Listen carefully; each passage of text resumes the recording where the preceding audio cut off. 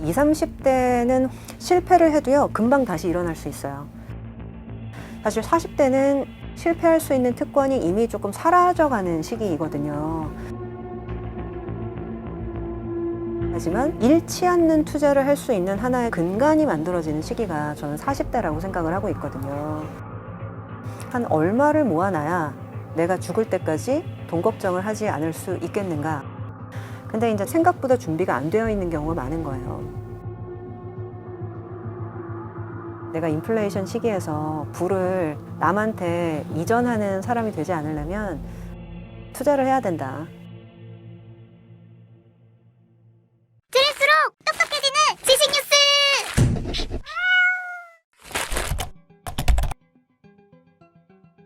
최근에 에피소드가 있었어요. 저는 저희 남편이랑 같이 출근을 하거든요. 그래서 6시 반에 정확하게 대문을 같이 나와서 저희 남편은 셔틀버스를 타러 횡단보도를 건너고요. 저는 이제 남편이 횡단보도를 건너면 잘 갔다 와 하고 인사하고 저는 이제 지하철로 걸어갑니다. 근데 이제 작년이었어요. 그래서 같이 이제 신호 바뀌기를 기다리고 있는데 남편이 저를 지그시 바라보면서 갑자기 나 45개월 남았어 이렇게 얘기하는 거예요. 그게 뭐야? 라고 물어보니까 남편이 나 임금 피크까지 45개월 남았다고 이렇게 얘기를 하는 거예요. 근데 그 순간 저는 전혀 상상도 안 하고 있다가 정말 머리를 망치로 얻어맞은 것 같은 느낌이 딱 들었는데 뭐라고 말을 하려고 하는 순간 신호등이 바뀌어서 저희 남편은 건너가 버린 거예요. 그러고서 이제 하루 종일 일을 하면서도 그 말이 잊혀지지 않는 거예요. 저랑 저희 남편은 5살 차이거든요. 그러니까 아직까지 저는 그런 임금 피크나 내지는 은퇴나 이런 것들을 본격적으로 생각해 볼 나이가 아니었는데 저희 남편은 벌써 그 생각을 하고 있었는데 제가 그거를 옆에서도 눈치를 못 챘구나라는 생각이 너무 미안하더라고요. 그래서 퇴근하면서 편의점에 들려가지고 맥주랑 이런 거를 다 사가지고 이제 안주까지 바리바리 싼 다음에 남편 이제 퇴근해서 맥주를 딱 따가지고 쥐어주면서 임금 피크까지 45개월 남아서 마음이 좀 그랬어? 내가 못 알아줘서 미안해. 이렇게 얘기를 했거든요. 그랬더니 남편이 씩 웃으면서 하는 말이 최근에 회식 자리가 있었대요. 그래서 이제 그 본부에 부장들끼리 같이 다 모여 앉았는데 저는 45개월 남았습니다. 이렇게 남편이 얘기했대요. 근데 그 바로 앞에 앉아있던 부장이 저는 37개월 21일 남았습니다. 이렇게 얘기를 하더래요.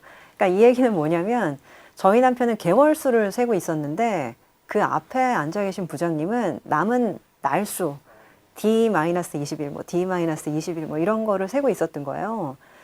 그러니까 저는 그때 일화를 생각을 하면서 이게 저는 정말 젊은 나이까지 정말 일만 열심히 하면 된다고 생각하고 살았거든요. 결국에는 제가 언젠가는 은퇴나 내지는 임금 피크를 맞이하게 될 텐데 생각보다 준비가 내가 전혀 안 되어 있나? 이런 생각을 정말 최근에서야 처음 하게 된 거예요. 사실 저뿐만이 아닐 것 같아요. 대부분의 저보다 이제 연배가 좀 젊으신 분들도 많겠지만은 언젠가는 그것이 다가오는데 몇 년 안 남았을 때 깨달으면 이게 굉장히 늦게 되거든요. 네, 안녕하세요. 신영증권 자산배분 솔루션 본부에서 일하고 있는 박소연이고요. 지금은 회사에서 개인 투자자, 기관 투자자한테 금융상품을 공급하는 그런 일을 하고 있습니다. 그럼 20, 30대에 시작하면 훨씬 좋은 거 아닌가? 라고 생각할 수 있는데 사실 그 20, 30대는 좋은 위치인 건 맞는데 한 가지 조금 맹점이 있어요. 사회 경험이 아직까지는 조금 부족해요. 그래서 사실 20, 30대는요, 사회 경험이 부족한 대신 시간이 많기 때문에 실패할 수 있는 특권이라고 하면 좀 모르겠지만 실패를 해도요, 금방 다시 일어날 수 있어요. 그리고 어떻게 보면 이 실패를 하나의 경험 삼아서 또 하나 새롭게 도전할 수 있는 약간 어떤 자신감과 젊음과 이런 게 있는데 사실 40대는 그 실패할 수 있는 특권이 이미 조금 사라져가는 시기이거든요. 그러다 보니까 사실 40대는 좀 다른 접근법이 필요하거든요. 사실 저는 40대의 가장 큰 강점은 경험이라고 생각을 해요. 그리고 그 경험이라는 거는 사실 한 10년 이상 사회생활을 하다 보면 이건 되고 이건 안 된다라는 정도로 구분할 수 있는 하나의 좀 지혜가 생기거든요. 그래서 다들 이게 괜찮을 것 같은데 내 경우로는 이게 안 된다라는 거 정도는 판단을 할 수가 있고 그러다 보니까 잃지 않는 투자를 할 수 있는 하나의 좀 근간이 만들어지는 시기가 저는 40대라고 생각을 하고 있거든요. 워렌 버핏이 그런 얘기를 했어요. 그 인생에서 사실 투자에 있어서 가장 중요한 거는 두 가지라고 얘기를 했는데요. 첫 번째는 잘 뭉쳐지는 촉촉한 눈. 일단은 눈덩이를 굴려야 되는데 그 눈이 촉촉하게 뭉쳐지지 않으면 안 되는 거잖아요. 쌀이게 눈 같은 건 맞아요. 흩어지니까요. 네, 흩어지니까. 그래서 이제 촉촉한 눈과 쌀아기 눈을 구분할 수 있어야 되는데, 뭐, 최근으로 따지게 되면, 뭐, 반도체가 좀 촉촉한 눈일 수도 있는 거고, 아니면 뭐, 되게 뭐, 좋은 약간 좀 우량 채광 같은 게 촉촉한 눈일 수도 있는 거고, 그리고 또 가장 중요한 거는 그 촉촉한 눈을 찾았으면 그 촉촉한 눈덩이를 굴려야 되니까 아주 긴 언덕이 짧으면 안 돼요. 근데 저는 사실 이제 나이가 있으니까 언덕이 얼마 안 남은 거죠. 근데 20대, 30대, 40대부터 시작하면 그 언덕이 엄청 긴 거거든요. 그래서 그 긴 언덕을 찾아야 된다. 그런 얘기를 되게 많이 해요.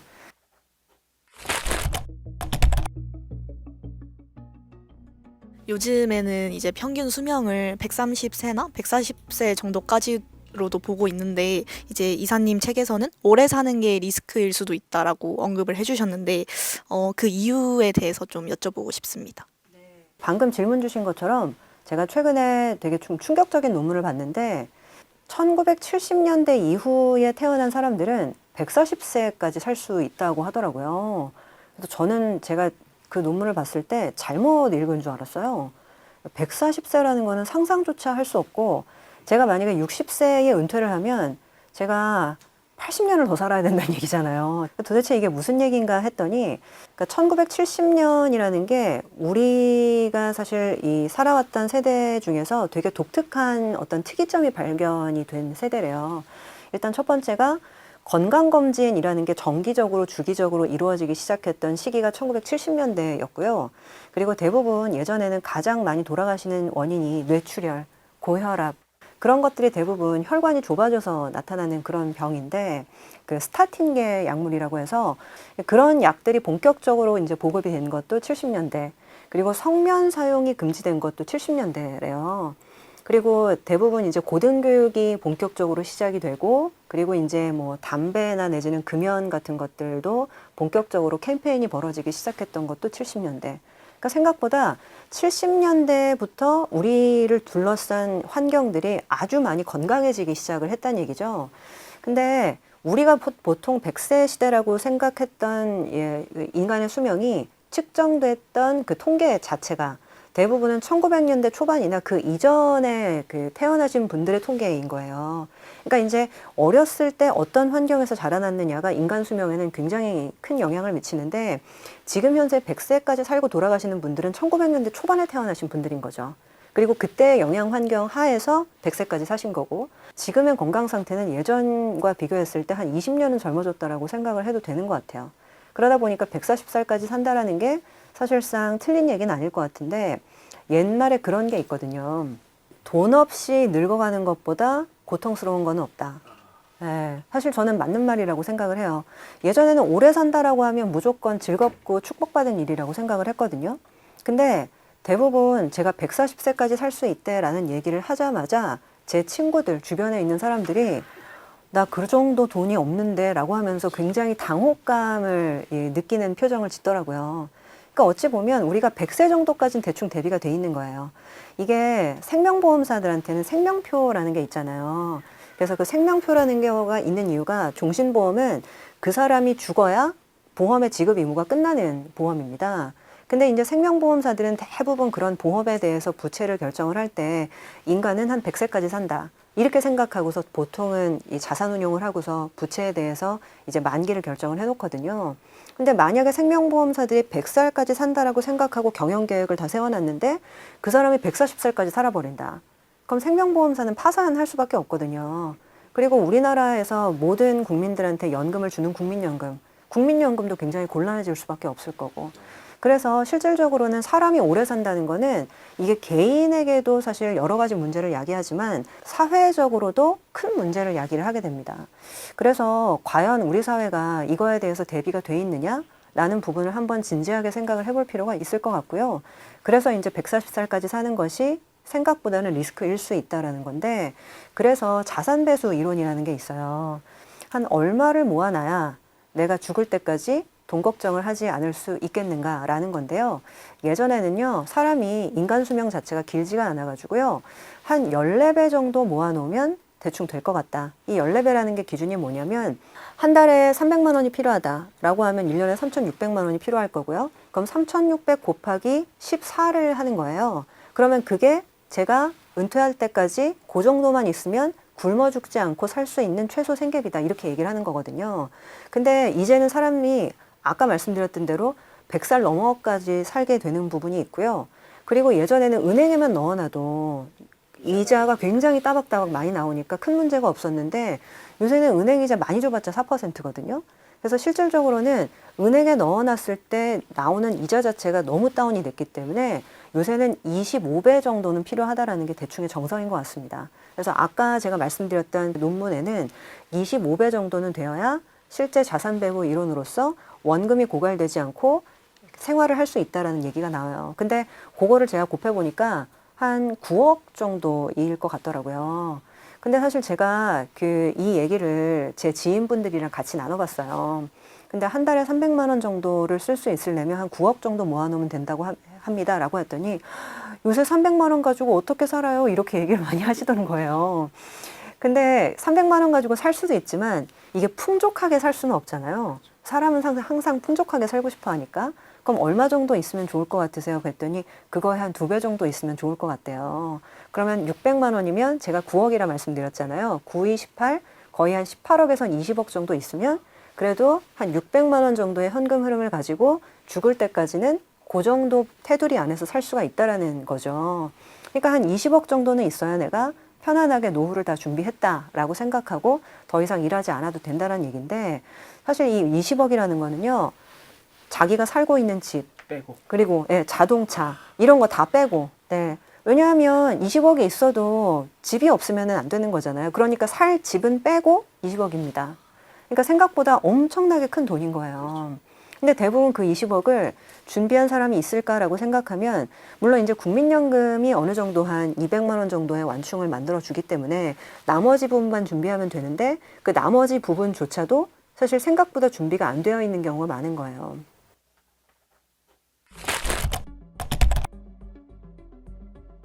직장인들이 내 월급과 이거는 별로 안 오른 것 같은데 물가만 너무 올랐고 눈 뜨고 코 베이지 않으려면 이 내가 받은 이 월급을 다른 무언가로 변환을 시켜야지 손해를 안 보는 맞아요. 거죠. 네.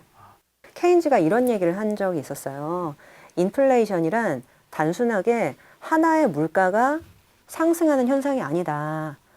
한 사회에서 부를 한쪽에서 다른 쪽으로 이동하게 만드는 하나의 장치다라는 얘기를 했거든요. 그러니까 이거를 조금 더 쉽게 풀이해 볼게요. 돈을 빌린 사람이 있고요. 빌려준 사람이 있어요. 인플레이션이 일어났을 때 돈을 빌려준 사람이 이득일까요? 빌린 사람이 이득일까요? 당연히 빌린 사람이 이득입니다. 왜냐하면 오늘 1,000만 원을 빌렸는데 계속 돈의 가치가 떨어지잖아요. 그렇기 때문에 오늘 1,000만 원을 빌려서 다른 데다가 투자해 놓으면 내가 갚아야 될 돈은 1,000만 원으로 고정되어 있는데 이 1,000만 원 가지고 내가 다른 데 투자를 했으면 그 투자의 가치는 올라가거든요. 그래서 보통은 존 메이너드 케인즈는 인플레이션이 일어났을 때 부라는 거는 채권자와 채무자 사이에서 채무자로 부를 이동하는 행위다라고 얘기를 했거든요. 그리고 또 하나가 아까 이제 월급 말씀하셨는데 그 케인즈가 하는 또 하나의 얘기가 사실 저도 마찬가지인데 저도 월급쟁이니까 인플레이션은 월급쟁이에서 기업가로 부를 이전하는 행위다라고도 얘기를 했어요. 이게 되게 무서운 얘기죠. 왜냐하면 제가 받는 월급은 거의 고정돼 있잖아요. 빨리 안 올려주잖아요. 물가 오른다고 해서. 근데 그럼 월급이 고정돼 있다는 얘기는 그 고정된 월급을 주는 기업가는 돈을 번다는 얘기거든요. 왜냐하면 그 기업은 계속 물품을 생산을 하는데 그 물품을 생산하는 가격 자체는 판매가는 계속 올라가잖아요. 인플레이션 때문에. 그리고 또 하나 말씀드릴까요? 또 하나는 뭐냐면요. 국민에서 정부로 부를 이전하는 행위다 라고도 얘기를 했어요. 그러니까 이게 뭐냐면 결국에는 지금 이런 상황에서는요. 이 빈부격차가 굉장히 벌어지기 때문에 저소득층에 대해서 계속적으로 사회보장 정책이 들어갈 수밖에 없는데 그 얘기는 세금이 굉장히 많이 필요한 거예요. 그리고 이제 이 세금이 많이 필요하다는 얘기는 정부가 세금을 걷어야 되잖아요. 근데 대부분 정부가 세금을 걷어서 정부가 돈을 써야 되기 때문에 정부는 세금을 더 많이 올리게 되고 더 많이 쓰게 되고 정부는 부자가 됩니다. 근데 결과적으로는 우리는 월급 받는데 그 월급은 인플레이션 못 따라가죠. 그리고 받은 월급에서 또 세금 많이 떼이죠. 그러면서 계속적으로 월급쟁이는 생각보다 가난해지는. 그래서 이 케인즈라는 사람이 이걸 얘기한 걸 보고 저는 되게 소름이 돋았거든요. 이 인플레이션이라는 걸 단지 물가가 상승하는 현상으로 생각하지 않고 부를 이전하는 행위다라고 얘기를 한 거예요. 근데 이 케인즈에 대해서 한 가지 더 말씀을 드리면, 이 케인즈는 제가 지금까지 한 몇백 년 동안 경제학자들을 보면 대부분의 경제학자들의 거의 90%가요, 돈을 못 벌어요.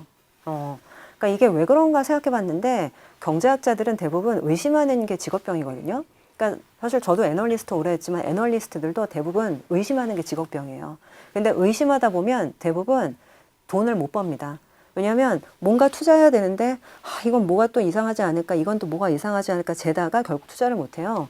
근데 그 대부분의 경제학자를 제치고 엄청난 부를 거머쥐고 투자에 성공한 사람 중에 하나가 케인즈입니다. 케인즈는 사실은 거시경제도 굉장히 잘 읽었지만 실질적으로 이거를 활용해서 정말 돈까지 많이 벌었던 사람이거든요.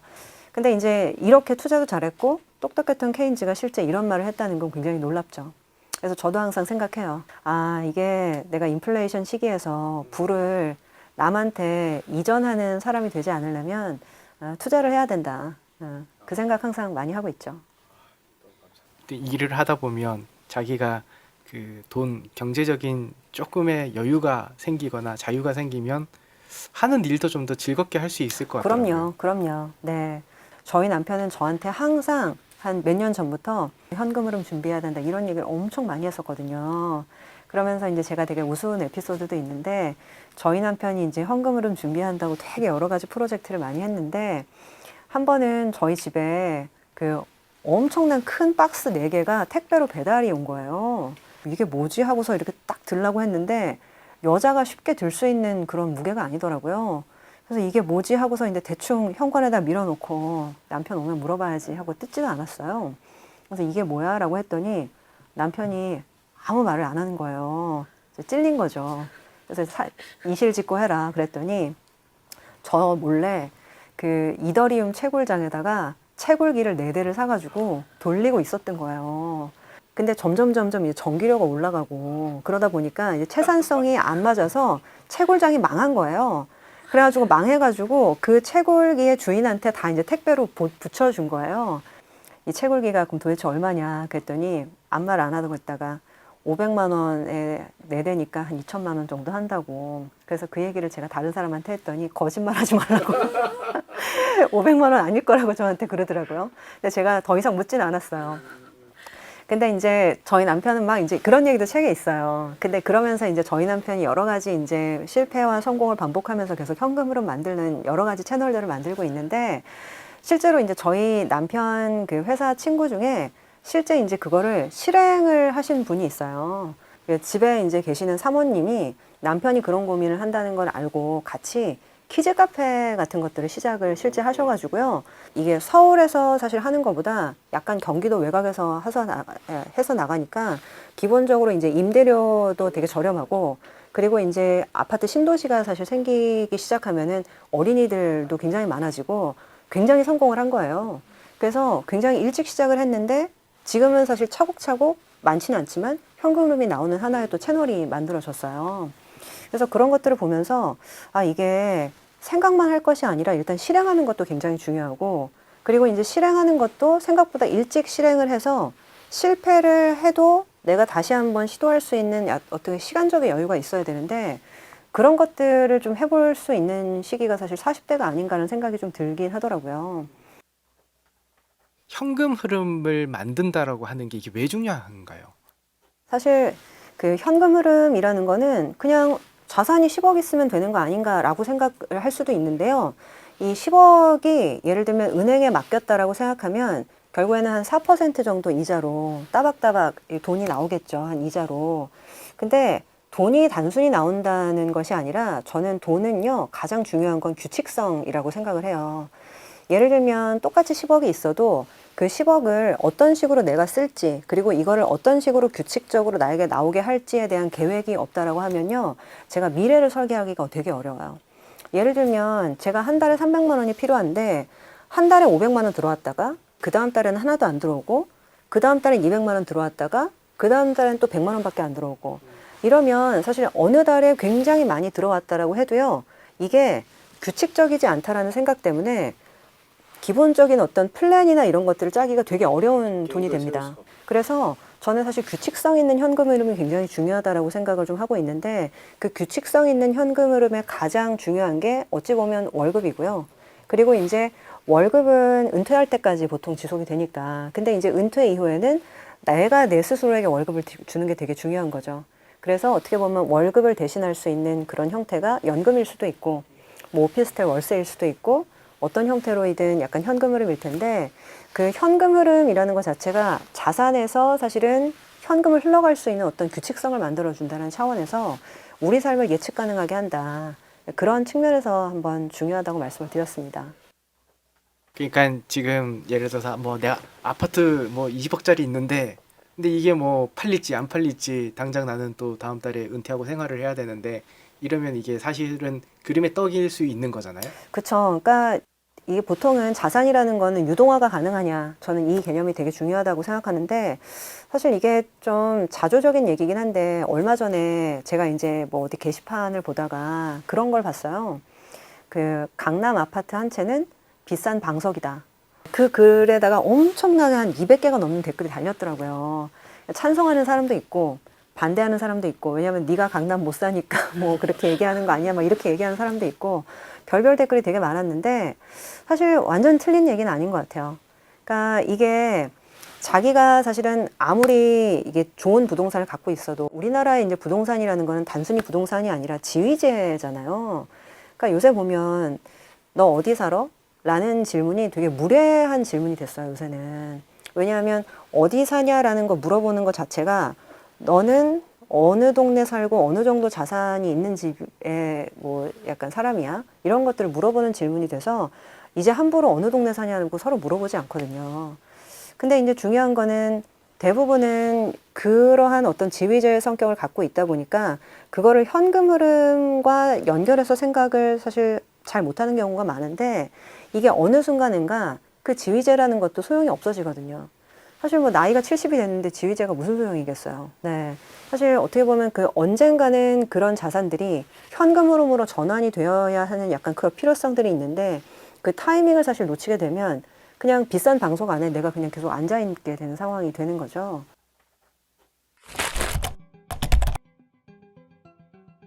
제가 깜짝 놀란 게, 우리나라에서 사주든 내지는 뭐 점이든 어떤 형태로든 이러한 그 역술업에 종사하는 사람이 혹시 몇 명 정도 되는지 아세요? 뭐 물론 등록을 안 한 사람도 있겠지만 한 50만 명 정도 된다고 합니다. 그러니까 이게 우리나라 인구가 5천만 명이라고 하면요, 거의 1%가 이 역술업에 종사를 하는 거예요. 사람들은 미래를 알고 싶어서 계속 무당에도 의존을 하고 내지는 점술한테도 의존하고 그런 상황이거든요. 그러니까 결국에는 미래를 되게 알고 싶은 거죠. 근데 이제 미래를 안다는 게 과연 뭘까라는 부분들을 좀 생각을 해보면, 사실 현실이 되게 막막하기 때문에 미래를 알고 싶어 하는 거거든요. 그리고 미래에 대해서 나에게도 과연 가능성이 있을까? 사실 그 부분을 알고 싶기 때문에 저는 계속 점을 보러 다니는 것 같거든요, 사람들이. 근데 저는 그 점을 보러 다니는 것 이상으로 가능성을 열어주는 게 투자라는 생각을 되게 많이 해요. 그 책에도 그런 얘기가 나와 있는데요. 제가 그 2002년도에 증권회사에 입사했어요. 근데 이제 연수를 받다가 옆에 이제 동기가 앉아 있어서 증권회사 왜 들어왔냐고 물어봤어요. 근데 그 남자 동기가 저한테 이게 지그시 웃으면서 그런 얘기를 하는 게, 나는 그 가능성에 걸어보고 싶어서 왔다. 이런 얘기를 하는 거예요. 그래서 그게 무슨 얘기냐라고 했더니, 우리 사회가 굉장히 다양화됐고 여러 가지 먹고 사는 방법이 굉장히 많아졌지만 무일푼인 사람에게 부자가 될 수 있는 가능성을 조금이지만 허락을 하는 업종은 증권업이 유일한 것 같다. 그래서 나는 지금 내 손에 쥐고 있는 거는 아무것도 없지만 한번 나의 가능성을 시험해보고 싶어서 증권사에 들어왔다. 이렇게 얘기를 하는 거예요. 근데 그 친구가 저는 너무 멋져 보이더라고요. 근데 뭐 지금은 어디에서 뭘 하고 있는지 알 수는 없지만, 네. 사실 그래서 저는 그 이후부터 투자는 가능성이다. 저는 그 말이 굉장히 뇌리에 와닿더라고요. 그래서 실질적으로 우리가 투자를 한다는 것, 결국에는 우리의 미래의 가능성을 스스로 시험하고 도전하고 쌓아갈 수 있는, 사실 그게 저는 투자라는 생각을 많이 하거든요. 근데 또 중요한 게 있어요. 그러면 우리가 우리의 미래를 위해서 열심히 투자를 하는데 그 투자의 방법도 저는 되게 중요하다고 생각을 하거든요. 근데 통상적으로는 빠르게 부자가 되고 싶고 당장 돈을 벌고 싶다고 하다 보니까 실질적으로 이 투자에 있어서의 리스크나 내지는 방법론에서 조금씩 실수를 하는 경우가 되게 많은 것 같아요. 지금은 이제 자꾸 하셨지만은 워렌 버핏의 가장 평생 친한 친구였던 찰리 먼거, 아마 한 번쯤 들어보셨을 거예요. 이 사람이 어떤 얘기를 했냐면 세상에 느리게 부자가 되고 싶어 하는 사람은 아무도 없다. 그것이 대부분의 사람들이 부자가 되지 못하는 이유다. 이렇게 얘기를 했어요. 그러니까 사실 부자가 되는 가장 확실한 방법은 매일매일 차근히 쌓아가면서 긴 시간을 복리로 불려나가는 건데 일반적으로는 빠르게 부자가 되고 싶어 하다 보니까 그 방법을 쓰지 못하고 아이러니하지만 그래서 대부분의 사람들이 부자가 못 된다고 하는 거예요. 혹시 한번 생각해 보시겠어요? 불확실한 100%가 있고요. 확실한 10%가 있다. 뭘 선택하시겠어요?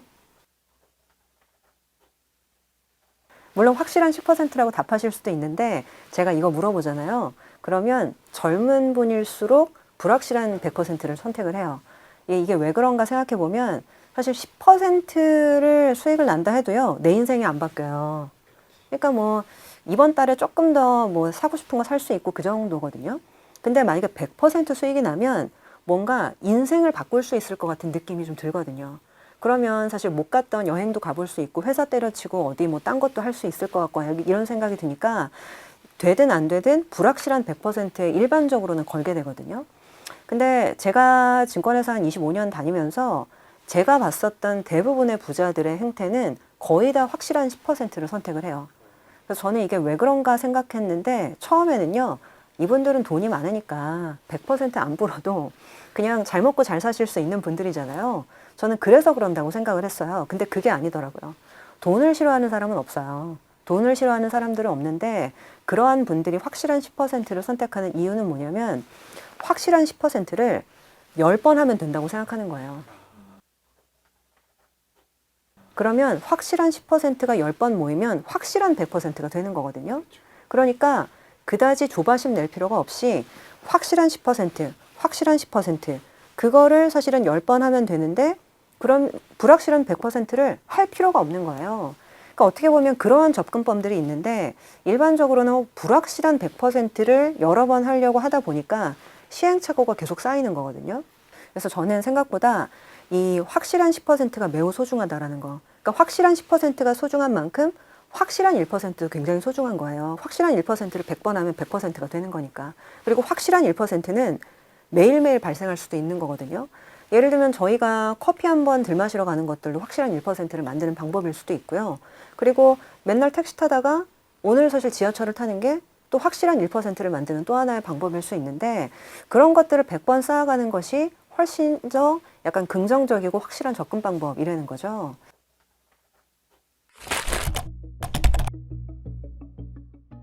제가 돈을 왜 벌고 싶은가라는 부분은 제 삶의 철학이랑 굉장히 저는 밀접하게 연관이 되어 있다고 생각해요. 피터 린치가 마젤란 펀드를 운용하면서 정말 전무후무한 수익률을 거뒀던 정말 전설의 펀드 매니저거든요. 근데 이 사람이 전격적으로 46인가에 은퇴를 합니다. 근데 이제 은퇴를 하면서 했던 얘기가 내가 투자하고 있는 종목 코드는 거의 몇백 개, 몇천 개를 다 외우고 있다는 거예요. 예를 들면 삼성전자 005930, 현대차 뭐 005380. 저도 이제 대부분 많이 외우거든요. 근데 이런 종목 코드는 외우는데 저희 애가 몇 학년 몇 번인지는 제가 모르고 있는 거예요. 근데 이제 피터 린치가 그걸 느낀 거죠. 우리의 생일이 언제고, 우리의 제일 친한 친구 이름은 뭐고, 이런 거를 자기가 전혀 모르고 있다라는 거에 충격을 받은 거예요. 그래서 내가 왜 이렇게 열심히 투자하고 있지? 내가 왜 이렇게 열심히 주식시장을 보고 있지? 결국에는 행복한 삶을 살기 위해서인 거잖아요. 그리고 어떻게 보면 이 돈을 벌어서 어떤 형태로든 내 가족과 좀 좋은 삶을 향유하기 위해서였는데, 그런 부분 말고 사실은 투자에 대한 수익률만 쫓다가 어떻게 보면 이 내 삶 자체가 어디로 가는지 모르는 상황까지 와버렸다는 것들을 갑자기 그때 깨달은 것 같아요. 그러다 보니까 실제로 이 투자를 할 때 이 돈을 내가 왜 벌고 있는지, 그리고 이 돈이라는 것들을 어느 정도까지 벌면 내가 어떻게 쓰고 어떤 삶을 살고 싶은지, 그게 정의가 되지 않으면 돈의 노예가 돼서 쫓겨가게 되더라고요. 이것도 하나 얘기해드릴까요? 사마천의 화식열전에 보면요, 큰 부를 이룬 평범한 사람들의 얘기를 다룬 편이 있어요. 사람이 참 간사한 게요, 제가 예를 들면 10억이 있잖아요. 사람이 자기보다 10배 있는 사람을 만나면, 그러니까 10억이 있으니까 100억 있는 사람을 만나면요, 시기 질투를 한대요. 뭐 얼마 있지도 않은 게 잘난 체만 하고 100억 있는 게 뭐라고 하면서 흉도 보고 막 시기 질투를 한다는 거예요. 근데 사람이란 건 자기보다 100배의 재산이 있는 사람을 만나면요, 그때부터는 흉을 볼 수가 없는 거예요. 두려워하기 시작한대요. 그래서 예를 들면 제가 10억이 있는데 1000억이 있는 사람을 만났다. 그러면 넘사니까 어떻게 흉을 볼 생각도 못하고, 저 사람한테 잘못 보이면 내가 좀 어떻게 잘못될려나? 이런 생각을 하는 게 사람이기 때문에 두려워한다는 거예요. 근데 1000배 많은 사람을 만나잖아요. 그러면 이제 1000배면 1조 정도 되겠죠. 1조가 있는 사람을 만나면 일단 그 사람 심부름을 하기 시작한대요. 1조 있는 사람 만나면 제가 그 사람 커피 사달라고 하면 사오지 않겠습니까? 그렇게 되겠죠. 근데 더 무서운 건 이 사마천이요, 10,000배 많은 사람을 만나면 그 사람의 하인이 된다고 했어요. 사실 제가 이제 하인이 되어 있는 것 같아요. 직장인이 하인이잖아요. 예, 사실 그 직장 다닐 때는 저기 가라면 가고 여기 오라면 여기 오고, 그게 하인이잖아요. 그래서 야, 이 사람이 진짜 2300년 전인데 돈에 대한 사실은 기본적인 어떤 본성을 너무나도 잘 알고 있었던 거예요. 그래서 저는 그 생각을 해요. 이제 삶의 태도를 얘기하다가 여기까지 왔는데, 아무리 제가 돈을 많이 벌어도요, 나보다 돈 많이 번 사람은 언제나 존재해요. 사실 제가 아무리 돈을 많이 벌었다 한들 삼성전자 이재용 회장님만큼 벌겠습니까? 네, 그럴 수도 없어요. 그러니까 어떻게 보면 어느 선까지 내가 벌고 어느 선까지 추구할 거냐에 대한 개인적인 만족의 선과 나의 어떤 돈에 대한 어떤 좀 바운더리를 정해 놔야 돼요. 그러니까 내가 정말 돈 자체를 버는 것이 목적인지, 아니면 내가 어떤 삶을 살고 싶어서 어느 정도의 돈이 필요한 건지에 대해서 스스로의 감이 없다면 돈에 딸려가게 되는 것이 사람의 기본적인 속성이라는 거예요. 이 돈에 대한 태도와 어떤 마인드가 결정되면 그 다음의 방법론은요, 너무 많아요. 그냥 내가 흡수하면 돼요. 근데 이 돈에 대한 태도나 어떤 방법론을 내가 스스로 정의하지 못하고 시작하는 경우가 굉장히 많기 때문에 저는 그걸 먼저 선행을 하면 사실 뒤에 방법론은요, 너무나도 쉽게 따라올 수 있다고 생각을 하고 있어요.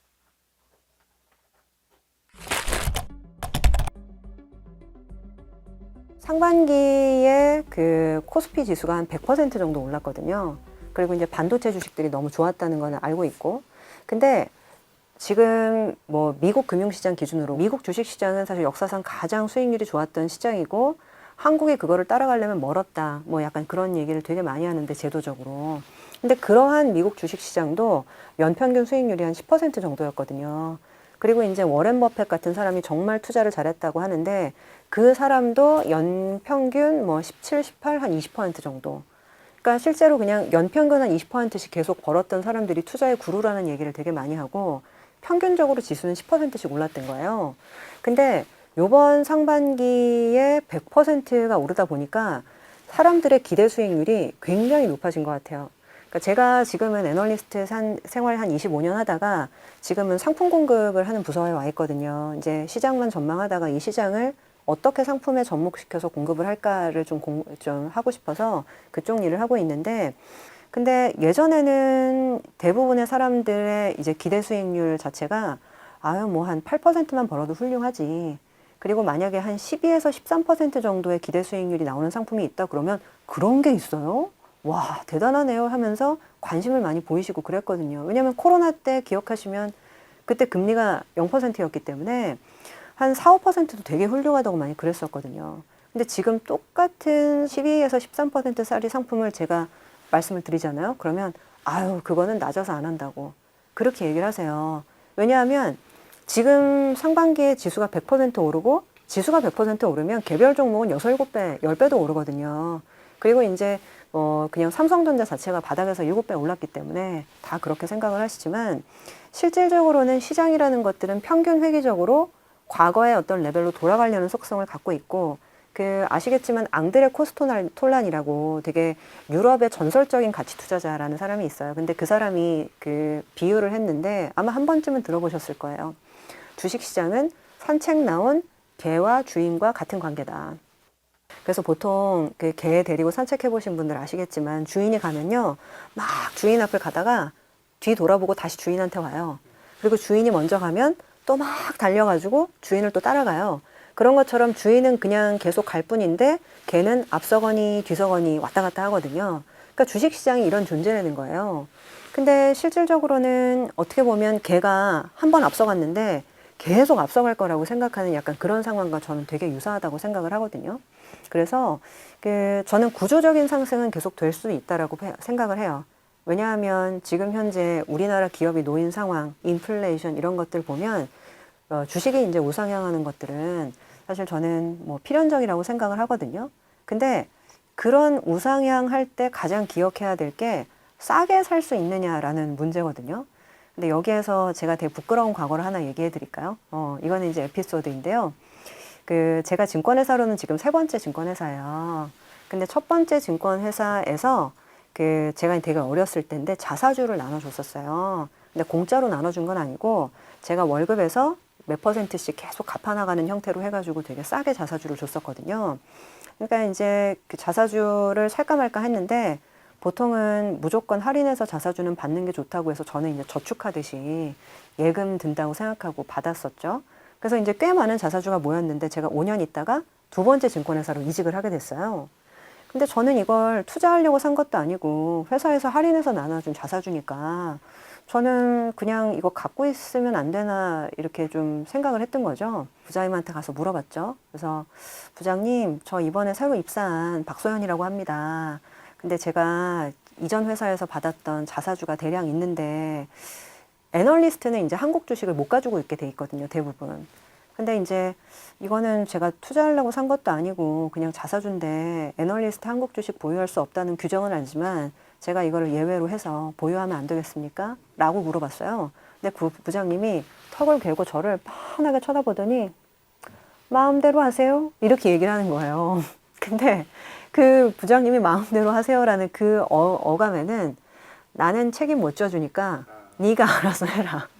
사실 그게 숨겨져 있었던 거예요. 근데 제가 이제 회사 옮긴 지 얼마 안 됐는데 부장님이 그렇게까지 얘기하시는데 제가 그걸 보유하면 애널리스트 그만하라는 얘기 아니겠습니까? 그래서 제가 눈물을 머금고 팔았어요. 근데 본 스토리는 여기서부터입니다. 제가 그거를 팔았던 시점이 2007년도 9월이었거든요. 그렇게까지 얘기를 해가지고 제가 퇴근하기 전에 그냥 시장가로 던졌어요. 그냥 뭐 한꺼번에 체결될 수 있는 가격으로 전부 다 던진 거예요.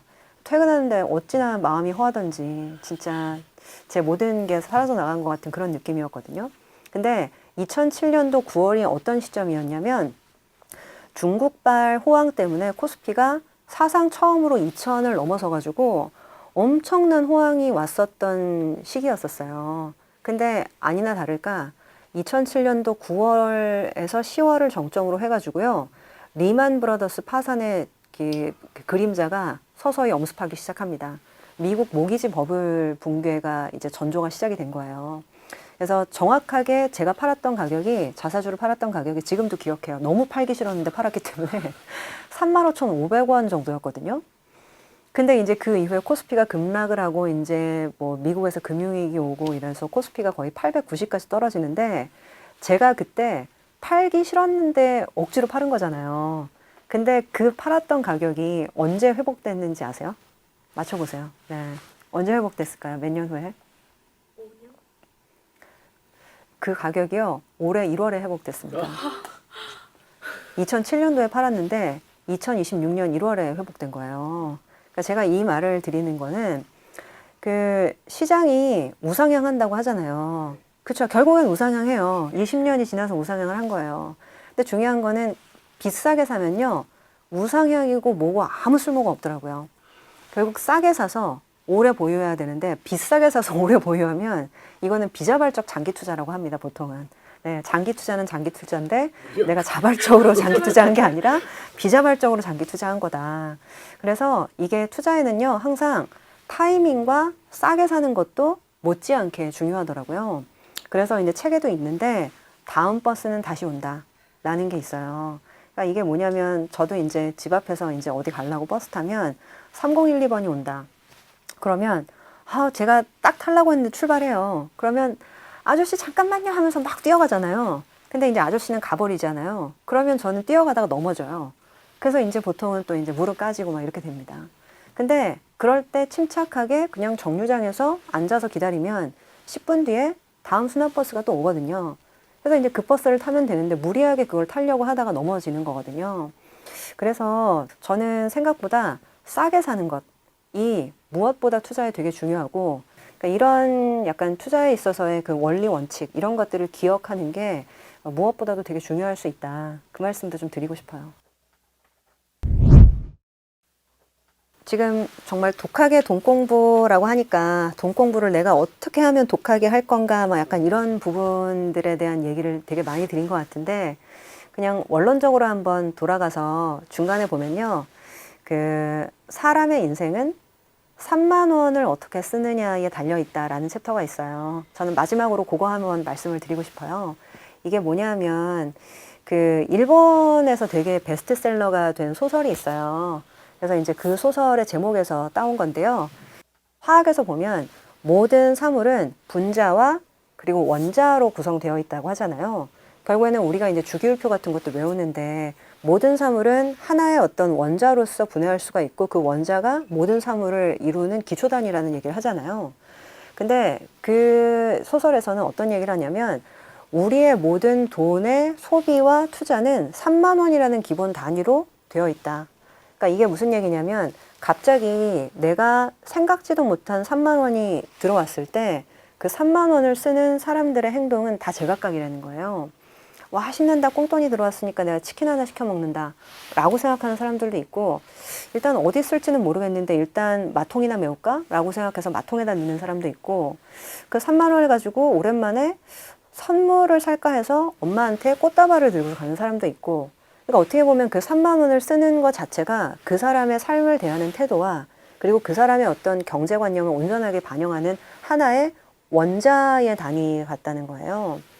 그래서 저는 이게 그 생각보다 우리가 투자를 하고 돈을 벌어야 된다라고 했을 때 1,000만 원, 1억 원 이런 약간 큰 단위를 되게 생각을 많이 하는데, 실질적으로 그런 1,000만 원과 1억 원이라는 큰 투자의 단위도 가장 작은 3만 원, 10,000원, 5,000원으로 이루어져 있다라는 거.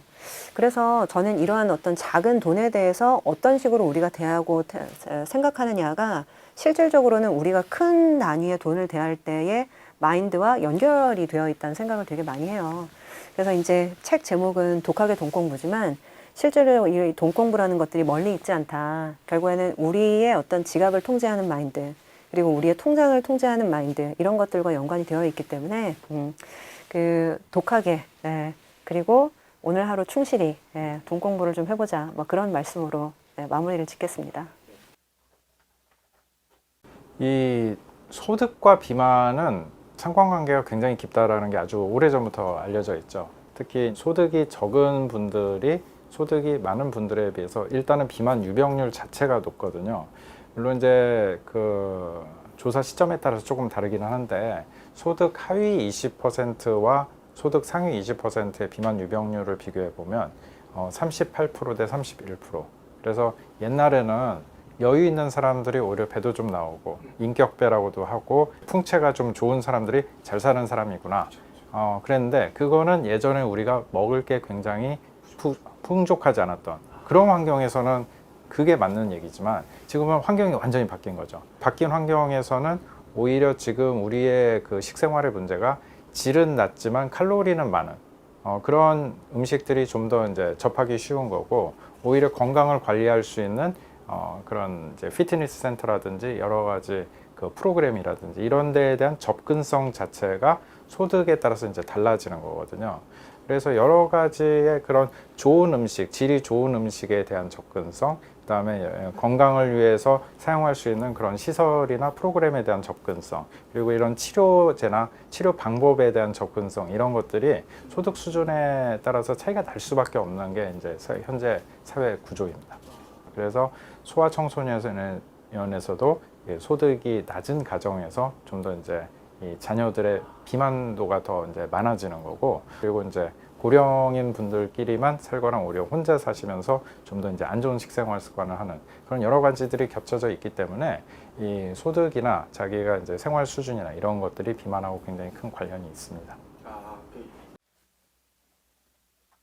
네, 저는 가천대 길병원 가정의학과에서 환자분들을 만나 뵙고 있는 김경곤이라고 하고요. 현재 아시아 오세아니아 비만학회 회장을 맡고 있습니다. 마흔 무렵부터는 살이 찌면서 이제 나이살이 먹는다고 하는데 아마 이제 저희 독자들도 많이 공감을 하실 것 같고, 근데 이게 이제 나이살이라고 하는 게 이게 굉장히 위험한 건가요? 보통은 나이살이라고 얘기를 하지만은 의학적으로 조금 이제 다르게 생각을 한다면, 특히 이제 비만학 측면에서 그 비만이라는 것은 우리 몸에 이제 적정량보다 이제 과도한 양의 이제 체지방이 축적이 되면서 여러 가지 문제를 일으키는 상황인데, 보통 사람들이 느끼기에는 양에 초점을 많이 맞추게 돼요. 우리가 쉽게 볼 수 있는 그런 지표가 체중이죠. 그래서 그런 숫자로 나타날 수가 있는데, 체지방의 문제는 양만의 문제가 아니라 일단 분포에도 문제가 있고, 그 다음에 더 나아가서 최종적으로는 질의 문제가 있거든요. 그래서 양과 분포와 질, 이 세 가지 측면을 봐야 하는데, 젊었을 때 똑같은 체지방이라고 하더라도 이게 나이가 들어서 뭐가 달라지냐면 일단 분포와 질이 달라지는 거죠. 그래서 분포가 보통은 이제 내장 사이에 있는 내장지방, 요것이 보통 우리가 얘기하는 복부비만 형태로 배만 불룩 나오는 이런 형태로 나타나는 거고, 젊었을 때 체지방의 그 지방 조직과 지방 세포의 그런 질이 굉장히 좋은 상태라면 이것들이 조금 많이 축적이 된다고 하더라도 그다지 우리 몸 안에 뚜렷한 그 피검사에서 이상을 보이는 대사 이상을 잘 유발을 하지 않아요. 그런데 이런 것들이 노화 과정을 통해서 이제 기능이 떨어졌을 때부터는 똑같은 양이 들어 있더라도 이제 문제를 일으키기 시작을 하는 거죠. 그런 면에서 이렇게 나이가 들어가면서부터 이런 체지방의 분포와 질이 나빠지는 현상, 이렇게 이해를 하시면은 나이살이라고 하는 것이 내 몸에 건강에 큰 안 좋은 영향을 더 미칠 수가 있는 거구나, 이렇게 받아들이실 수가 있는 거죠. 이게 우리의 몸이라는 게 이제 노화 과정을 겪는 거죠. 이 세포나 여러 가지 장기의 기능이 서서히 이제 변화되어 가면서 이제 문제가 생기는데, 그 문제를 보통은 이제 바로 느끼게 되는 게 40살 정도, 중년 때부터 이제 느끼시게 되는 거고, 또 뭐 건강뿐이 아니라 자기가 느끼는 것도 있지만은 또 이제 그 나이 때쯤 되시면은 건강검진도 많이 받으시는데, 그때부터 내 건강이 뭐가 문제가 생기기 시작하는구나, 그걸 느끼기 시작하는 굉장히 중요한 포인트고, 그때에 뭔가 내가 그동안 잘못된 거를 좀 바로 잡으면 쉽게 어느 정도 훨씬 더 이전의 그 건강 상태로 돌아갈 수 있는 그런 면에서 되게 중요한 시점이라고 볼 수가 있죠.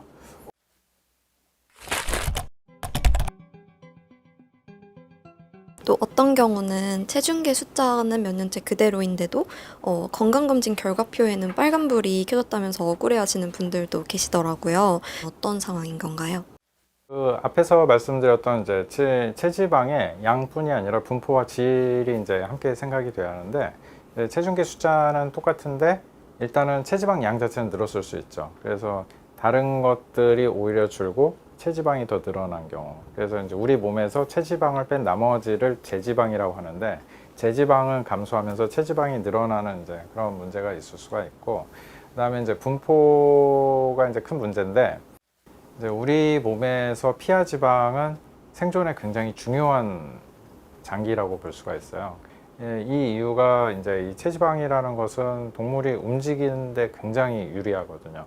그래서 이제 어떻게 움직여도 모양이 쉽게 변하고, 그다음에 이 어느 정도 이 동물이 살 수 있는 그런 온도에서는 아예 액체도 아니고 아예 단단한 고체도 아니고 굉장히 적당한 그런 상태를 잘 유지할 수 있는 굉장히 유리한 구조이면서 그다음에 이제 이 열전도가 굉장히 잘 안 돼요. 그러니까 단열이 잘 되는 거죠. 그래서 혹독한 추위에서도 피하 지방이 어느 정도 적절히 있으면은 충분히 이 항온 동물 같은 경우에 생존이 가능할 수 있는. 그래서 이제 물속에 사는 고래도 마찬가지고 뭐 북극에 사는 북극곰들 다 그런 이유로 이제 살고 있는 거죠. 그래서 이제 체지방이라는 게 특히 피하 지방은 생존에 이제 굉장히 중요한 그런 조직이고 장기인데 유전적으로 사전에 결정이 돼 있다. 그렇게 생각을 하셔야 돼요. 그거를 넘어서는 양을 계속 내가 집어 넣는다면 어떤 일이 벌어질 것이냐. 엉뚱한 곳에 들어가는 거죠. 그래서 이제 늘어나는 것이 내장지방. 내장지방에서 더 나아가서 이제 들어가지 말아야 할 장기에 이제 지방이 침투를 하거든요. 대표적인 게 지방간이죠. 그리고 이제 혈관에 끼기 시작하고 그다음에 근육에도 여러분들이 이제 고깃집 가서 마블링이라고 하는 그 상태가 근육 섬유 사이에 지방이 들어간 건데 사람도 MRI나 CT를 찍어보면 근육에 그렇게 지방이 잘 박혀 있는 거를 쉽게 볼 수 있거든요. 그리고 더 나아가서 이제 췌장 같은 데도 지방이 껴요. 그래서 요즘에는 지방 췌장이라는 말을 써야 한다는 그런 얘기도 있는데 이런 정상 조직을 지방 조직이 대체를 하면은 일단 정상 조직 자체가 줄어들고 그다음에 이 지방 독성이 있기 때문에 지방이 어느 정도 함량이 늘어나게 되면 주변 세포들한테 여러 가지 그 안 좋은 영향을 미치죠. 그래서 이제 산화 스트레스 같은 걸 줘서 기능이 떨어지는 거거든요. 있어야 할 곳이 아닌 엉뚱한 곳에 있는 지방을 가리켜서 좀 이제 이소성 지방이라고 하거든요. 제대로 된 곳이 아닌 다른 데 있다. 이 이소성 지방이 많아지는 게 뭔가 이제 다른 병 이런 것들로 이제 문제로 나타나게 하는 가장 근본적인 원인이기 때문에 몸무게는 똑같다고 해서 예전과 똑같다 이렇게 생각을 하시면 안 됩니다. 이게 말씀을 듣다 보니까 한국인이 유독 더 비만에 잘 걸리는 이유와도 연결이 되나요? 비만에 잘 걸린다기보다 비만에 더 취약하죠. 그러니까 비만으로 인한 그런 이제 대사 이상이 훨씬 더 잘 나타나는 거죠. 일단 인종적으로 특히 이제 동아시아인들하고 그 서양인들 비교를 했을 때는 동일한 체중에서 체질량 지수에서 우리가 이제 그 체지방률이 훨씬 더 높다라는 것도 잘 밝혀져 있고 동일한 체지방량이나 율이 있을 때에도 대사 이상, 특히 이제 당뇨병 발생이 훨씬 더 높다는 게 이제 잘 밝혀져 있어요.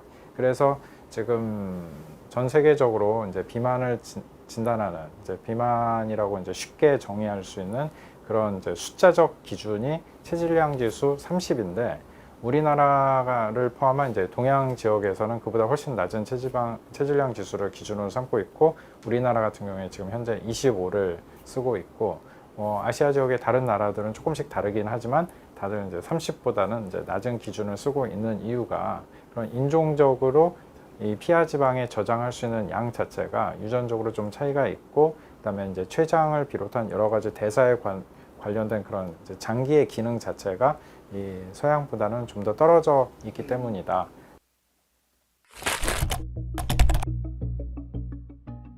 저희 부모님께서 많이 하시는 말씀이 이제 나이가 드니까 물만 마셔도 살이 찐다라는 말씀을 되게 많이 하시는데 이게 진짜 왜 그런 건지 그리고 뭔가 과학적으로 몸속에서 진짜 어떤 일들이 일어나고 있는지를 여쭤보고 싶습니다. 그런 거는 모든 사람이 경험하는 일이죠. 뭐 특이한 게 아니라 정말 이제 진실이다 그렇게 생각을 하시면 되는데 체중 감량을 이제 많이 해보신 분들은 그런 걸 알아요. 처음에는 굉장히 쉬워요. 이렇게 좀 다이어트 하겠다 이렇게 맘만 먹으면은 체중도 금방 빠지고 뭐 이렇게 반응도 좋고 그러는데 이게 이제 두 번째, 세 번째 반복하다 보면은 점점 힘들어진다는 걸 알고 특히 이것이 이제 시간적 차이가 많이 나면 뭐 10년 전에 다이어트 하는 거랑 지금 다이어트 하는 거 굉장히 큰 차이가 있죠. 그래서 일단은 이제 요요가 이미 여러 번 왔을 때는 뭐가 달라지냐면 근본적으로 이제 체지방률이 달라지거든요.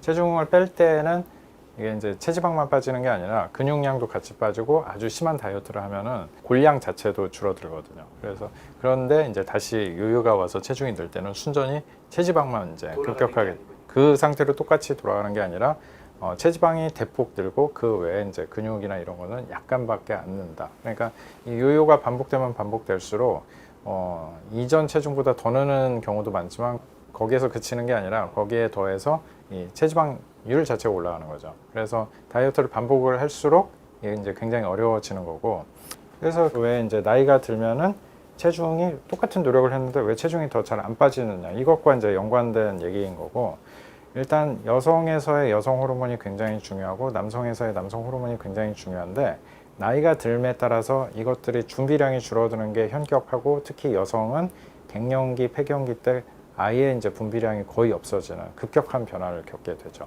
그래서 이제 여성 호르몬 자체가 내장 지방 발생을 굉장히 억제를 하고, 여성 호르몬이 하는 이제 굉장히 중요한 일이 출산에 대비하는 거거든요. 임신 출산 시에 갑작스럽게 태아를 위한 에너지를 쓸 수 있게끔 피하 지방에 여력이 있을 때 자꾸 이렇게 저장을 하게끔 하는 그런 효과가 여성 호르몬이 있기 때문에, 여성 호르몬이 잘 분비가 되고 있는 이제 갱년기 이전과 이제 여성 호르몬 분비가 끝난 갱년기 이후에 여성의 체지방 분포 패턴이 완전히 달라지죠. 네. 남자 같은 경우에는 테스토스테론이 나이가 들면서 이제 점점점 줄어드는데, 테스토스테론이 하는 또 이제 가장 중요한 일 중에 하나가 근육을 생성하거나 근육량 유지하는 거거든요. 그러니까 나이가 들면은 근육량이 줄어들 수밖에 없는 거죠. 또 이게 반대로 비만이 심하면은 남자의 이제 지방 조직에서 테스토스테론을 변형해서 에스트로겐으로 바꿔버려요. 그래서 오히려 남성이 이제 여성화되는 그런 게 더 심한 거죠. 그렇게 되면은 오히려 또 악순환으로 근육량이 더 줄어드는 거고, 근육이 자극을 받아서 이렇게 운동을 하는 것 자체가 남성에서는 테스토스테론을 더 많이 만드는 하나의 중요한 자극이거든요. 그럼 이런 것들이 다 나빠지는 그런 악순환에 들어가기 때문에, 이런 이제 나이에 들어감에 따라서 성호르몬 변화가 비만에 대해서 이제 굉장히 큰 역할을 하죠. 그리고 이제 나이가 들면서 근육 자체의 질이 떨어지는 것도 문제지만은, 자기의 삶을 돌이켜 보면은 나는 별로 안 그랬다라고 생각을 하지만은, 잘 생각을 해보면은 내가 대학교 다닐 때는 정말 많이 돌아다니는 그런 사람이었어요. 강의실 다닐 때도 막 여기저기 다닐 때 이렇게 힘든지도 모르고 막 왔다 갔다 하고, 그다음에 친구들 만나서 움직일 때도 그냥 꼭 힘들어서 택시 타야 하고 그런 게 아니라 지하철 타고도 잘 가고, 그럼 이제 노력하지 않아도 활동량이 굉장히 많았던 거죠. 그런데 이게 30대, 40대가 들어서는 활동량 자체가 확 죽어버려요. 뭐만 조금 하면은 힘드니까 안 움직이려고 하고, 좀 더 편한 걸로 이제 움직이려고 하고, 이렇게 되기 때문에 근육에 대한 자극이 떨어지니까 근육량 자체도 줄어드는 거죠. 일부러 운동을 하지 않으면은 근육이 이제 유지가 안 되는 그런 상태가 되는데, 우리의 몸 조직에서 무게당 에너지를 가장 많이 쓰는 조직은 사실은 뇌거든요. 그래서 인간에서는 뇌가 이제 굉장히 중요한 역할을 하고 있기 때문에, 뇌에 우선적으로 열량을 공급해야 하는 그런 시스템이 잘 갖춰져 있고, 우리 몸에서 만약에 필요가 없다라고 하면 가장 우선적으로 손절을 할 수 있는 장기가 근육이에요. 그렇게 지금 프로그래밍이 되어 있기 때문에, 운동을 안 하고 활동량을 확 줄인다 그러면은 당장 근육부터 없애버리는 거죠. 거기에 만약에 단백질 섭취까지 부족하다 그러면은, 단백질은 그것 자체도 중요하지만 단백질을 분해해서 여러 가지 아미노산이 나와요. 근데 이 아미노산이 우리 몸 안에 필요한 여러 가지 효소 이런 것들을 만드는 재료이기 때문에 굉장히 중요하거든요. 그러면 이게 먹는 단백질량이 부족해진다 그러면은 당장 근육을 녹여서 이제 다른 걸로 전환해서 이제 재료로 쓰는 이제 그런 시스템으로 대사가 바뀌기 때문에, 나이가 들어서 여러 가지 이유로 이제 근육량이 점점 줄어들고 근육 상태가 나빠지는 거죠. 그렇기 때문에 이제 기초 대사량이 반대로 또 줄어들고, 이게 이제 서로 악영향을 끼치면서 비만이 더 악화되는 그런 문제점이 있죠.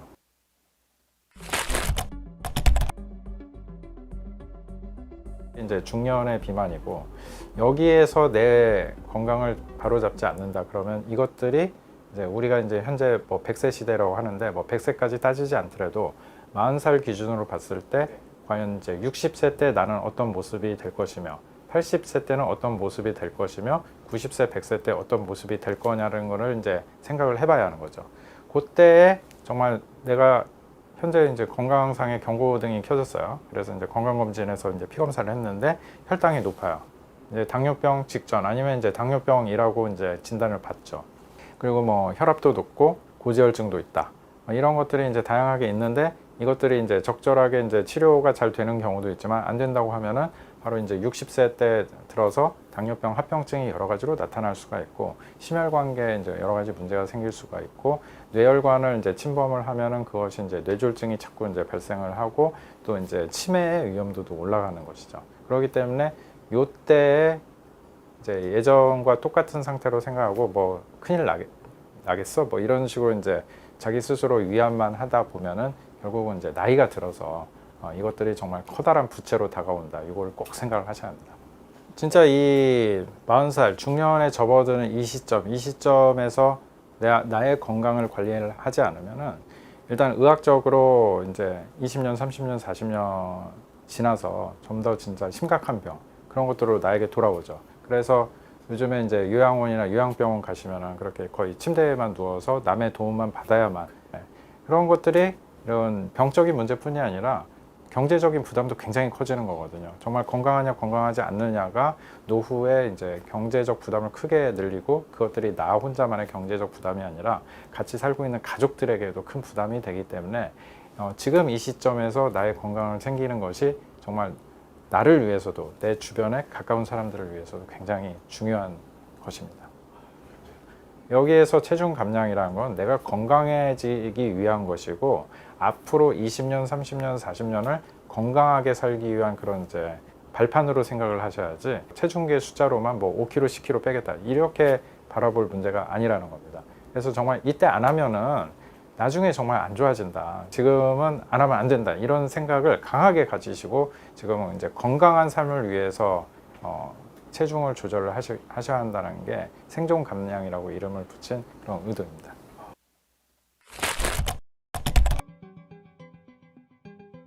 비만에 대해서 오해가 이제 굉장히 많은데 우리가 이제 비만인들을 굉장히 게으르고 자제력이 부족하다 이런 사회적 낙인이 굉장히 많죠.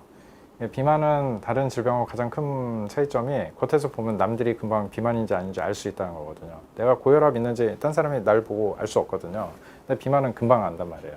그래서 이제 그런 낙인이 씌워지게 되는데, 그런데 우리가 이제 비만학에서 이제 연구를 한 최근에 이제 20, 30년간의 연구 결과는 그건 굉장히 잘못된 생각이다. 우리 뇌에서 우리가 의식적으로 생각하고 판단할 수 있는 대뇌 피질에 문제가 있어가지고 비만이 된 게 아니라 식욕 중추 자체가 비만의 근본적인 원인이고 이게 이제 식욕 중추와 쾌락 중추가 이제 같이 연결이 되어 있는데 이러한 것들은 이제 우리의 진화 과정 자체가 그런 것들을 맛있는 걸 보면 빨리 먹고 맛있는 거를 먹어가지고 가급적이면 에너지 효율을 되게 높여가지고 남는 걸 빨리 저장을 하고 그다음에 이제 똑같은 양을 움직여도 에너지 소모량이 훨씬 더 적고 그다음에 할 수만 있다면 움직이기 싫고 안 움직여야 그만큼 생존이 잘 되는 거죠. 그런 사람들이 결국은 살아남아가지고 현재 우리들이 되었는데 진화 과정에서 지금 유전자에 그런 프로그램이 다 들어있는데 이거를 어거지로 거슬러 올라가는 게 다이어트인 거거든요. 그러니까 다이어트가 굉장히 힘든 거고 그거는 개인의 자제력이나 그런 게으름의 문제가 전혀 아니다. 마흔에 접어들면서 유독 이제 살이 안 빠지는 걸 느끼시는 분들한테 오늘부터 당장 이거는 바꿔라 라고 할 만한 게 있을까요? 이제 아주 첫 번째 발걸음으로 하나만 추천을 드린다고 하면은 저는 먹는 횟수를 줄이시라고 하고 싶어요. 보통 이제 먹는 양에만 이제 집착하시는 분들이 많은데 우리가 이제 하루 일상을 한번 돌이켜 보자 이거죠. 칼로리를 섭취하는 횟수가 몇 번이나 될까? 아침에 일어나서 배고프니까 뭐 빵 하나 딱 아니면 뭐 김밥 좀 먹고 출근하실 수 있죠. 아침에 이제 제대로 안 먹었으니까 또 오전에 출출하잖아요. 또 사무실에 뭐 이렇게 초콜릿도 있고 사탕도 있으면 가서 또 몇 개 집어 먹고 업무 하시다가 또 이제 점심 시간 되시면 점심 먹고 점심 끝나고 나서 또 오후 이제 2, 3시쯤 뭔가 또 이제 친구랑 가가지고 카페 잠깐 가서 이제 업무 얘기하면서 라떼 한 잔 마시고 어떤 분들은 조각 케이크까지 같이 시켜서 또 먹고 그리고 나서 이제 6시쯤 퇴근할 때 또 이제 뭐 하나 또 이제 길거리에서 뭐죠 냄새 좋네 하면서 또 들어가면서 뭘 사 먹어요. 그리고 집에 가서 저녁을 먹죠. 그래서 저녁을 먹고 나서 또 한 2시간 있다가 뭐 출출한다 하면서 이제 과일을 이제 잔뜩 깎아가지고 왕창 먹는다 이거예요. 이렇게 되면 하루에 먹었던 횟수가 몇 개냐 이거죠. 그래서 일단은 배고프게 너무 줄여서 드시는 걸 하지 말고 몰아 드시는 것부터 먼저 해보시는 걸 추천을 하거든요.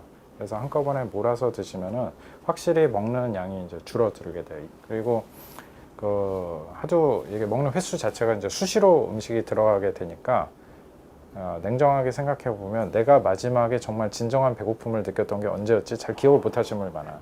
배고프기 전에 뭔가 들어와 이미. 그게 안 좋은 거죠. 그렇게 되면은 굉장히 이제 악덕 기업에서 일하는 그런 이제 종업원 같은 그런 생각이라고 생각하시면 되는데, 이제 나의 입은 일종의 이제 사장님이죠. 그런데 뭐 사장님은 기분이 좋아서 뭐 계속 먹어요. 그러면 이거는 췌장이나 간이나 여러 가지 내부 장기한테 굉장히 혹독하게 일을 시키는 거거든요. 이 내부 장기들도 적당한 휴식 시간과 쉴 시간이 있어야 돼요. 자기 정비를 하고 그걸 통해서 회복이 돼야 하는데, 그 시간을 안 주고 계속해서 뭔가 일을 시키고 로딩을 주니까 세포가 망가지고 결국 궁극적으로 장기 기능이 떨어지는 거죠. 그래서 가장 먼저 해보실 거는 일단은 냉정하게 따져서 내가 하루에 몇 번 먹나 잘 생각을 하시고 먹는 횟수부터 줄이시고, 하실 수 있다면 하루에 음식을 칼로리를 먹는 횟수는 몰아서 딱 3번으로 끝내시는 거를 먼저 해보시라, 이렇게 추천을 하고 싶습니다. 다이어트는 원래가 어려운 거예요. 예전에는 제가 이제 뭐 동료들이나 환자분들한테 비만은 암보다도 치료하기 힘든 병이다, 그렇게 말씀을 드렸거든요. 이게 원래가 힘들어요, 이게. 그래서 이제 항상 건강한 삶을 살아야겠다, 그 생각을 꼭 하시고 다이어트를 계속 해 나가시고, 평생 다이어트라고 하잖아요. 그러니까 그 말은 억지로 참는 게 아니라 평생 건강한 생활 습관으로 살겠다, 이런 마음으로 바꾸시면 좀 더 부담감이 줄어듭니다. 40대쯤 되면은 반드시 슬럼프가 옵니다. 그게 안 오는 게 더 이상한 거예요. 오랫동안 그 일을 꾸준하게 참아내려면 되게 역설적으로 그 일 옆에 있는 일도 하셔야 돼요. 그런 분들은 앞으로 3, 40년 동안 굉장히 귀하게 쓰이실 거예요.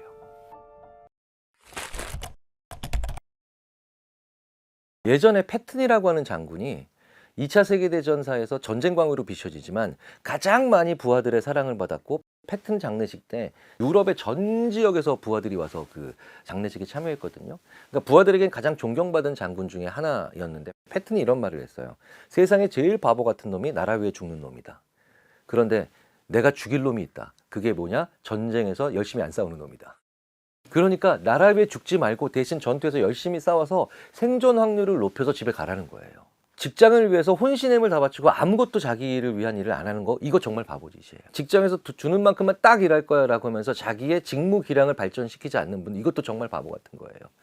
나도 살고 직장도 살자. 윈윈 하셔야 돼요. 자, 그럼 그 윈윈이 뭐냐? 기본적으로 일이 재밌을 수가 없어요. 우리 뇌에서 일을 하는데, 뇌를 촬영하잖아요, fMRI로. 뇌에서 즐거워하지 않아요. 일을 즐겁게 하자, 이런 생각하지 마세요. 일은 의미와 보람이 있기 때문에 하는 거예요. 그래서 저희 인지심리학자들과 뇌과학자들이 모여서 항상 하는 세미나에서 농담 반, 하지만 진담을 반 확실히 섞어서 하는 얘기, 직장인이 일이 즐거우면 정신질환이다. 학생이 공부가 재밌으면 미친 거다. 그런데 입사 초반에 앞으로 나중에 경험하실 거예요. 이미 경험하셨고, 일이 즐거우셨던 적이 있었어요. 그때가 뭔지 아세요? 착각이에요. 그 긍정적 착각이 왜 오는지 아세요? 성장감이 있기 때문에 그래요. 인간은 늘 때 그걸 재밌다고 착각해요. 그래서 게임은 계속 착각할 수 있는 거예요. 계속 느니까. 레벨업이 계속 올라가니까. 그런데 게임할 때도 뇌를 촬영하면 뇌가 즐거워하지 않아요. 노동하고 있다니까요, 게임할 때. 근데 성장감이 오니까 즐겁다라고 착각을 계속하고 몰입하는 거예요. 자, 그런데 40대가 돼요. 이제는 웬만한 일들을 다 루틴하게 잘 해내는 전문가가 되셨죠. 전문가의 정의가 뭔가요? 그 일을 잘 해내는 사람. 아니요, 전문가는 인지심리학자들이 이렇게 규정합니다. 그 일을 잘했는데도 안 기쁜 사람. 그 일을 훌륭히 해냈는데도 옆에서 칭찬도 안 해주는 사람. 성장감이 없으니까. 그러니까 40대가 되면 반드시 그 고민을 하게 돼 있어요. 40대쯤 되면은 반드시 슬럼프가 옵니다. 그게 안 오는 게 더 이상한 거예요. 번아웃이 오는 게 아니에요. 번아웃은 내가 감당할 수 없는 일을 계속해서 엄청나게 많이 하기 때문에 오는 탈진이 번아웃이잖아요. 그 반대가 와요. 뭔지 아세요? 같은 일을 계속 반복하기 때문에 뇌가 완전히 거기에 적응해버려서 뇌가 소진돼 버리는 보어아웃이라는 게 와요. 번아웃이 온 사람들은 나를 비관적으로 봐요. 다른 사람들은 다 잘 나가고 있고 나 말고 다른 사람들은 다 성장하고 있는 것 같은 그런 그런 뒤처진 느낌을 받아요. 20대에 많은 분들이 번아웃이 왔다? 이건 맞아요. 그런데 보아웃이 오면 나도 회사도 비관적으로 봐요. 한참 에너지 많던 30대 초중반에 이런 선배들 보신 적 있으시죠? 야, 회사도 결국 다 아무 소용없어. 네가 아무리 해봐야 안 돼. 그게 보아웃이 온 선배들이에요. 네. 그러니까 40대의 슬럼프는 너무나도 자연스럽게 오는 전문가로서의 슬럼프고요. 그럼 뭘 해야 되느냐? 일의 변화를 살짝 주셔야 돼요. 사람이 일에 익숙하면 제일 싫어하는 게 뭔지 아세요? 큰 변화가 아니에요. 작은 변화예요.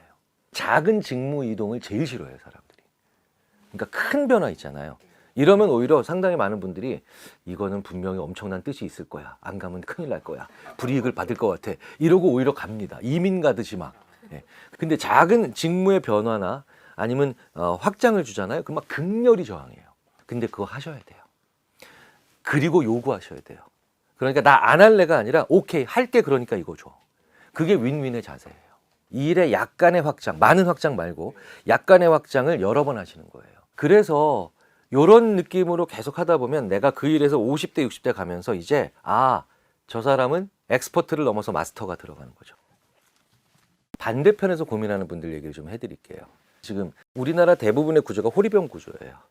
그래서 위는 많고 중간 20대, 30대 분들이 되게 적죠. 그래서 기업이 망하지 않으려면 어쨌든 새로운 사람들이 들어와서 기존 선배들과 함께 호흡하면서 노하우를 전수받아야 돼요. 제가 기업의 인사 담당 임원분들을 정말 많이 보죠. 그분들은 지금 소리 소문 없이 앞으로 30년, 40년 동안 남겨야 할 40, 50대를 선별하고 있습니다. 40, 50대들의 기량은 내가 보기엔 다 비슷한 것 같지만 조직에서 볼 때는 상당히 차이가 많이 나요. 약간 간담이 서늘한 얘기죠. 마스터는 어떻게든 남겨야 돼요. 왜겠어요? 20살, 30살, 40살 어린 후배들이 계속 왔기 때문에 마스터가 사라지면 회사에서 그 사람을 대체할 수 있는 사람도 없지만 이후에 있는 후속 세대가 절대 양성이 안 되는 거예요. 마스터라고 하면 우리는 전부 다 이렇게 뭐 대지존 같은 그런 느낌만 가지고 있죠. 근데 생활 속의 마스터들이 정말 많아요. 그러니까 엑스퍼트에서 좌절해서 오히려 자기 기량을 깎아먹는 그 사이클로 가지 마시고 오랫동안 그 일을 꾸준하게 참아내려면 되게 역설적으로 그 일 옆에 있는 일도 하셔야 돼요. 예. 그러면서 딱 올라가시면 이제 대체가 불가능한 거지. 그런 분들은 앞으로 3, 40년 동안 굉장히 귀하게 쓰이실 거예요. 그러니까 사람이 살아가면서 다른 사람들과 무언가를 의미 있게 할 수 있다는 것은 되게 중요한 건데 그중에 제일 쉽게 할 수 있는 게 바로 일이에요. 그런데 그 일을 할 때 그 일의 의미가 좀 남다르게 커. 그럼 좀 더 큰 부가 필요하겠죠. 그리고 그 부를 가지고 있어. 그러면 또 그 사람은 부자겠죠. 경제적 자유는 내가 하기 싫어하는 일보다는 내가 좋아하는 일 쪽으로 옮길 수 있는 그런 자유겠죠. 경제적 자유라고 하는 말 속에서 그게 만약에 일을 안 할 권리다 라고만 생각을 해서 일을 하지 않고 다른 걸 내가 좋아한다고 생각하는 걸 계속해서 한다. 40년, 50년. 그거는 고통이 됩니다. 아무리 행복한 자세도 2시간 이상 취하면 지옥이 오죠. 그러니까 아무리 내가 좋아하는 것도 그것만 하면 극심한 고통이 오는 거예요. 중요한 건 사람이 자기가 하기 싫어하는 일, 자기가 진짜 이 일만큼은 하기 싫다라고 하는 거, 그것보다는 자기가 하고 싶어하는 일 쪽으로 가면서 근로를 하고 있고 그 다음에 소득을 얻을 수 있다면 그 사람은 꽤 괜찮은 부자인 거죠. 성격을 보통 5개 요인으로 놓고 보거든요. 외향적이다, 내향적이다. 가장 대표적인 성격이죠. 나머지 하나가 성실성이에요. 또 다른 하나가 신경증성. 보통 일반적으로 예민하다, 예민하지 않다 이 정도예요. 이 세 가지는 진짜 안 변한다고 봐도 무방해요. 근데 우호성과 개방성은 나머지 3개에 비해서는 조금 변화의 여지가 있어요. 우호성은 다른 사람들과 잘 지내려고 하는 겁니다. 개방성은 내가 몰랐던 사실을 알려주는 사람들을 밀어내지 않고 받아들이는 거예요. 요 4번째, 5번째가 부자가 되는 성품의 상당 부분을 결정해요. 결론부터 먼저 말씀드릴게요. 그런 부자가 될 수 있는 이런 사람들은 우호성이 그렇게 높지 않아요. 하지만 그렇게 바닥도 아니에요. 적당해. 개방성은 되게 높아. 네. 이건 노력이라는 거예요. 그리고 이런 사람들 중에 부자가 제일 많아요. 확률적으로. 그러면 우호성이 적당하다는 건 무슨 뜻이냐? 다 필요 없어. 야, 나 혼자 다니는 거야. 이것도 아니고 나는 어떠한 사람에게도 욕을 먹고 싶지 않아. 예. 이것도 아니고 그래 모든 사람과 잘 지낼 순 없지. 하지만 내가 필요하다면 그들과는 가까이 지내야 되고 같이 지낼 수 없는 사람들에겐 최소한 적은 만들지 말자. 실제로 직장에 보면 누구에게도 욕먹기 싫어서 어떠한 직원도 안 하는 사람들이 있고 어떠한 시도도 안 하는 사람도 꽤 있잖아요. 이런 사람들 나중에 하마평 보면 이런 식으로 나와. 두루두루 신망이 두텁다. 제일 싫어 나 이런 인간들이. 아니 두루두루 신망이 두터우면 어떡하겠다는 거야. 이 얘기는 뭐예요? 아무 일도 안 했다는 뜻이에요. 그런데 또 이런 사람들 있죠. 누구와도 소통하지 않고 누구와도 친구 없는 사람. 이거 진짜 문제 있는 사람이죠. 근데 이 선을 지키는 게 되게 어려워요. 그러면 우호성도 너무 높아. 근데 개방성도 너무 높아. 그럼 이 얘기는 뭐냐면 아무 말이나 듣는다는 거예요. 아무나 와서 야 비트코인이 이번에 최고래. 그러니까 야 한 방에 가. 반대로 우호성도 낮아. 개방성도 낮아. 이러면 진짜 완전 외톨이죠. 근데 진짜 웃긴 건 뭔지 아세요? 우호성이 엄청 높아. 그럼 개방성이 되게 낮아. 그럼 뭐예요? 우리가 남이가. 평생 집 패거리들끼리만 계속 몰려다니면서 얘기하는 사람들이에요. 자, 그러면 이제 말은 좋겠는 거 아는데 어떻게 해야 그게 되느냐. 여기에서 니체가 아주 결정적인 단서를 줬어요. 사람들과 만나면서 감정을 자꾸 쓸데없이 약속하지 말고 행동을 약속하는 습관을 가져라. 그게 당신의 우호성을 적절하게 유지하며 개방성을 높일 것이다. 감정을 약속한다는 게 무슨 뜻이냐? 이런 거죠. 평생 회사를 위해 목숨 바치겠습니다. 이게 다 감정을 약속하는 거예요. 감정을 약속하는 건 필연적으로 배신감으로 이어지고 그리고 감정은 변할 수밖에 없기 때문에 기본적으로 수정도 안 돼요. 회복도 안 돼요. 그런데 행동을 약속한다는 건 뭐냐? 제가 항상 10시 전에는 이걸 해놓겠습니다. 그리고 1시가 넘으면 이걸 하지 않겠습니다. 행동을 약속해도 어길 수 있죠. 근데 그건 수정이 된단 말이에요. 반성하고 고칠 수 있다는 거예요. 항상 보면 적절한 우호성을 가지고 개방성이 높인 조직들은 보면 기업 문화를 다 행동으로 만들어 놨어요. 예를 들자면 이제 전성기를 향해 가던 어떤 한 기업이 송파구에서 일 잘하는 11가지 방법 이렇게 다 붙여놨거든. 9시 1분은 9시가 아니다. 쓰레기는 보는 사람이 먼저 줍는다. 11가지가 다 행동을 약속하는 거예요. 행동을 약속하면 서로 지킬 수 있는 것과 지킬 수 없는 것 그리고 우호성을 적당히 유지하는 것 다 가능해져요. 물론 우호성이 낮은 사람들도 있어요. 가장 대표적인 사람이 테슬라의 일론 머스크 같은 경우. 다른 사람들이랑 잘 지내는 거에 큰 관심이 없어. 그래서 테슬라에 가보면 안티 핸드북이라는 게 있어요. 거기 뭐라고 되어 있냐면 휴가는 조직이 판단할 때만 갈 수 있다. 병가가 어딨냐? 연가다. 되게 무시무시한 얘기 많아요. 물론 멋진 얘기들도 있죠. 하지만 그 멋진 얘기들도 되게 행동 위주예요. 필요하다고 생각하면 보고 라인은 무시해라. 그러니까 테슬라는 딱 선언한 거예요. 우리 안 착해. 우리 착한 기업 아니야. And I mean, if you do simple math, say like, okay, if somebody else is working 50 hours and you're working 100, you'll get twice as much done in the course of a year as the other company. 우리는 극단적으로 성과주의고 굉장히 높은 퇴사율을 가지고 있어. 그게 바로 약간은 낮은 우호성이에요. 지나치게 끌어올리는 우호성을 경멸한 거죠. 일론 머스크는. 동의할 수 있는 사람들만 들어오라는 얘기예요. 되게 재밌는 건 그러면서도 회사는 유지될 수 있는 거죠. 행동을 약속하고 행동 위주로 얘기하는 게 얼마나 중요한가를 보여줄 수 있는 대목이죠. 우리는 이런 얘기 하잖아요. 그 사람 그릇이 커. 그 사람 그릇이 작아.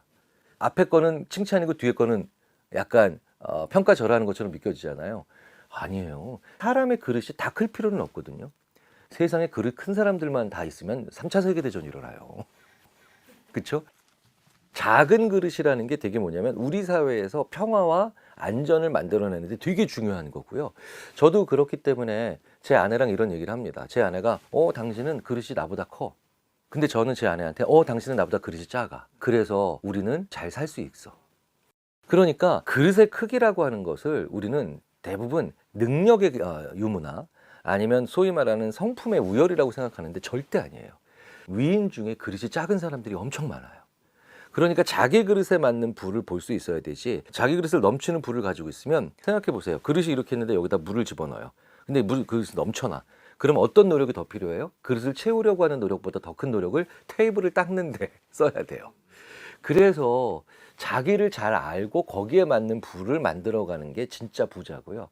그래서 나는 이러면 나는 부자야. 이 정도를 충족하면 나는 부자야. 이렇게 자기 정의를 늘 내릴 수가 있어야 돼요. 근데 우리가 그런 훈련을 1도 받지 않죠. 그러니까 멈추지를 못하는 거예요. 자, 오늘 교양회를 부탁해는 여기까지입니다. 감사합니다. 네, 감사합니다.